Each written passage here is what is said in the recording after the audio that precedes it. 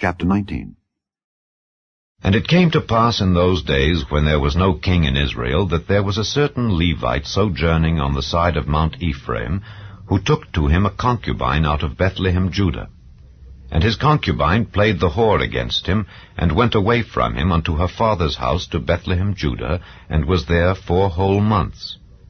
And her husband arose and went after her, to speak friendly unto her, and to bring her again, having his servant with him, and a couple of asses.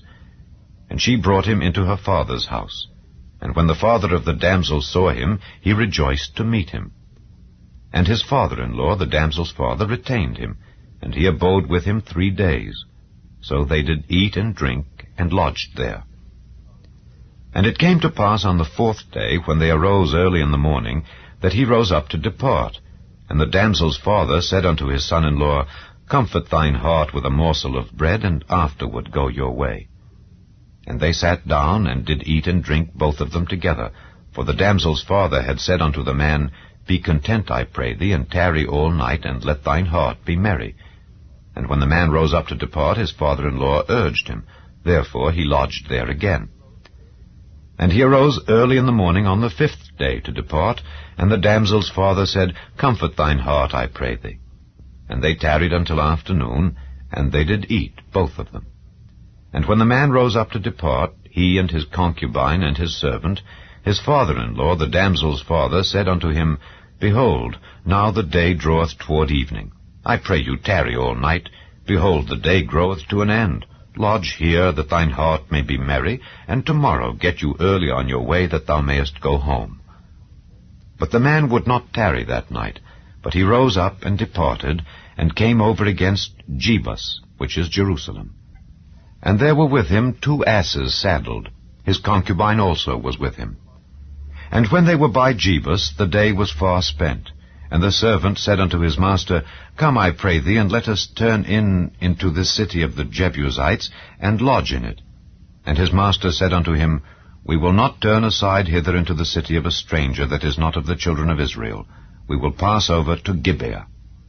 And he said unto his servant, Come, and let us draw near to one of these places to lodge all night, in Gibeah or in Ramah. And they passed on, and went their way. And the sun went down upon them when they were by Gibeah, which belongeth to Benjamin. And they turned aside thither to go in and to lodge in Gibeah. And when he went in, he sat him down in a street of the city, for there was no man that took them into his house to lodging. And behold, there came an old man from his work out of the field at even, which was also of Mount Ephraim, and he sojourned in Gibeah. But the men of the place were Benjamites. And when he had lifted up his eyes, he saw a wayfaring man in the street of the city, and the old man said, Whither goest thou, and whence comest thou? And he said unto him, We are passing from Bethlehem, Judah, toward the side of Mount Ephraim. From thence am I. And I went to Bethlehem, Judah, but I am now going to the house of the Lord, and there is no man that receiveth me to house. Yet there is both straw and provender for our asses, and there is bread and wine also for me, and for thy handmaid, and for the young man which is with thy servants. There is no want of anything. And the old man said, Peace be with thee.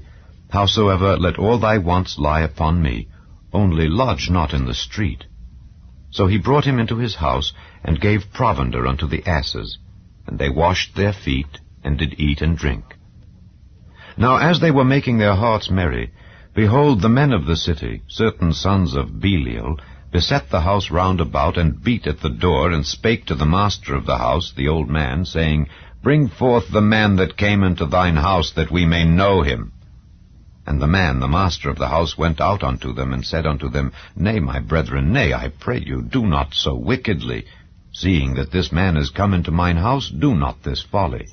Behold, here is my daughter, a maiden, and his concubine. Them will I bring out now, and humble ye them, and do with them what seemeth good unto you. But unto this man do not so vile a thing. But the men would not hearken to him. So the man took his concubine, and brought her forth unto them, and they knew her, and abused her all the night until the morning. And when the day began to spring, they let her go. Then came the woman in the dawning of the day, and fell down at the door of the man's house where her lord was, till it was light.